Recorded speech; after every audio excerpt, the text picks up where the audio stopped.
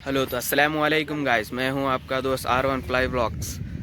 आज के ब्लॉग में जो है अपन लोग R15 V3 को एग्जॉस्ट लगाने वाले हैं। ये देखिए कहाँ है अपना एसी प्रोजेक्ट। ये देखिए एसी प्रोजेक्ट फुल सिस्टम। ये रहा बेंड पाइप। बेंड पाइप कहाँ है अपना अनिप भाई? ये देखिए अपना बेंड पाइप पूरा फुल सिस्टम।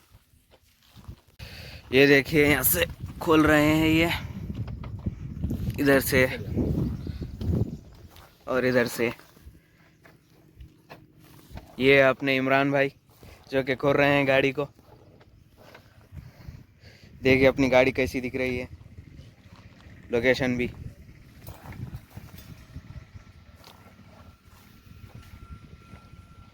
आपके लिए मैं पूरा वीडियो नहीं बना सकता क्योंकि वीडियो बहुत बड़ा हो जाएगा, बट शॉर्ट शॉर्ट देख लीजिए।